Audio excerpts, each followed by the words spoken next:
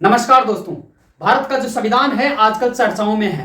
चर्चाओं में क्यों है कि आजकल आप देखते हैं कि या तो आप खुद ऐसे सवाल करते होंगे कि संविधान में बदलाव होना चाहिए, या आपका पड़ोसी या आपका दोस्त ऐसी बातें जरूर करता होगा। कोई बोलता है कि जो भारत का जो संविधान है वो गुलामी का प्रतीक है। यदि कोई बोलता है कि जो भारत का जो संविधान है ये हमने नहीं बनाया, ये अन्य देशों का है, ये हमारा नहीं है। और भी आगे कई सारी बातें उन्होंने कही है कि जो भारत का संविधान है ये पुराना हो चुका है, इसमें संशोधन होने चाहिए। इस प्रकार के कई सारे सवाल जो हैं हम सभी के सामने आते हैं। अब आगे बात करते हैं इसी वीडियो के अंदर कि जो भारत का संविधान है इसमें कौन बदलाव कर सकता है और क्या क्या बदलाव इसमें कर सकता है। आगे भी कई सारे सवाल आप सभी के बीच में आते होंगे कि जो आज की जो केंद्र सरकार है क्या वो संविधान को बदलना चाहती है, क्योंकि इस प्रकार की कई सारी खबरें हम सभी के सामने आती रहती है कि जो आज की गवर्नमेंट है वो संविधान को पसंद नहीं करती है, बाबा साहब अंबेडकर को पसंद नहीं करती। तो इस प्रकार की कई सारी खबरें आपके सामने आती है। और दोस्तों 7 महीने पहले नरेंद्र मोदी जी की जो आर्थिक सलाहकार समिति है उसके अध्यक्ष विवेक देबरॉय जी ने मिंट अखबार के अंदर एक लेख लिखकर उन्होंने खतरनाक दलील साबित की और उसके कारण काफी तगड़ा तहलका मच गया था। दोस्तों उन्होंने कहा कि जो भारत का जो संविधान है ये गुलामी का प्रतीक तो है ही, उसके साथ में उन्होंने ये बात भी की कि जो भारत का संविधान है वो 1935 का जो गवर्नमेंट ऑफ इंडिया का ही विस्तार रूप है। आगे भी उन्होंने कई सारी बातें की है, जिसके अंदर उन्होंने जो भारत की जो संसद भवन थी उसके बारे में भी उन्होंने बात की कि ये जो है भवन है ये गुलामी का प्रतीक है।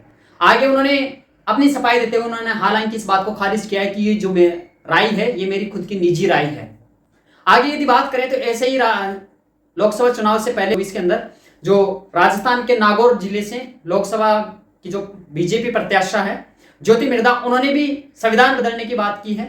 आगे जो बीजेपी के एक और प्रत्याशी रहे हैं अनंत हेगड़े, उन्होंने भी एक संविधान बदलने की बात की है।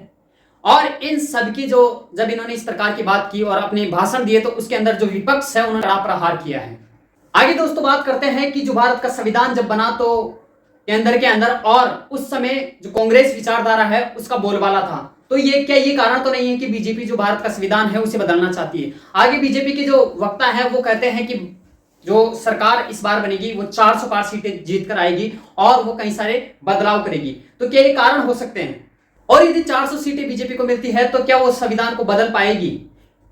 एक नजर में हम देखें कि 3 महीने पहले 100 से अधिक सांसदों को बाहर निकाल फेंका था और विपक्ष को खत्म करने का पूरा प्रयास किया था। इन सब खबरों से आप अनजान तो नहीं होंगे, और यदि आप अनजान है तो ये आपके लिए एक सोचने लायक बात है कि भारत के जो संविधान है उसमें कौन बदलाव कर सकता है और क्या क्या बदलाव कर सकता है। लेकिन उससे पहले एक नजर में हम देखते हैं कि समय के साथ में जो बदलाव है वो करना बहुत जरूरी है। आपको पता ही होगा कि भारत के जो संविधान है उसे संविधान सभा ने बनाया था और जो संविधान सभा के जो सदस्य थे वो बुद्धिजीवी और साथ में दूरदर्शिता वाले थे। वो आगे के नजरिए को देखते हुए उन्होंने इस प्रकार के संविधान के अंदर संशोधन करने की उन्होंने जो एक्ट उसके अंदर डाले हैं, जो भाग उनमें डाले हैं। संविधान में एक भाग 20 उन्होंने डाला है जिसके अंदर आर्टिकल 368 उन्होंने ऐड किया है, जो कि भारत के संविधान में कुछ संशोधन करने की अनुमति देता है। इसमें 3 प्रकार से आप संविधान के अंदर संशोधन कर सकते हैं। आइए उन तीनों प्रकार को जानने का प्रयास करें। पहला होता है कि संसद के अंदर साधारण बहुमत के द्वारा।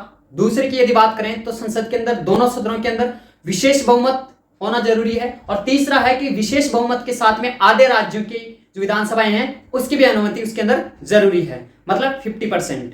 आगे बात करें कि भारत के संविधान के अंदर यदि संशोधन का कोई भी प्रस्ताव लाना चाहता है तो चाहे वो पक्ष का हो, चाहे विपक्ष का हो, चाहे अपर जो सदन है, दोनों सदनों में से लोकसभा या राज्यसभा किसी भी सदन में कोई भी सदस्य ये प्रस्ताव लेकर आ सकता है। इसमें राष्ट्रपति की पूर्व अनुमति की आवश्यकता नहीं होती है। ये बहुमत सदन की कुल संख्या के आधार पर सदन के बहुमत के 2/3 बहुमत के आधार पर होना चाहिए। और साथ में ऐसा नहीं है कि एक सदन में इसे पारित कर दिया और दूसरा सदन यदि इसे इनकार कर देता है तो वो संशोधन मान्य नहीं होता है। तो ये दोनों सदनों के अंदर पारित करना, अलग अलग पारित करना अनिवार्य है। और साथ में एक ऐसा भी प्रावधान है कि यदि कोई सा भी सदन इसे इनकार कर देता तो इसकी पूर्व अनुमति जो संयुक्त बैठक है उसकी भी अनुमति इसमें नहीं दी जाती है। यदि बात करें संघीय व्यवस्था की तो उसके अंदर विशेष बहुमत के साथ में राज्यों की जो आधे राज्य हैं उनकी भी सहमति इसके अंदर जरूरी होती है। अंत में इसे राष्ट्रपति के पास में भेजा जाता है, लेकिन राष्ट्रपति को इसके ऊपर अनुमति देना ही पड़ता है। राष्ट्रपति उसे दोबारा जांच के लिए नहीं भेज सकता, उन्हें अनुमति देनी ही पड़ती है। और अंत में जो भी संशोधन करना चाहते थे वो यदि अनुमति और बहुमत उसे मिलता है तो वो पारित किया जाता है। और संशोधन हो जाता है। तो दोस्तों हमने इस वीडियो के अंदर कई सारी बातें हमने जानी कि किस प्रकार से संशोधन किया जाता है और कौन कौन इसे कर सकता है और क्या इसमें बदलाव किए जा सकते हैं।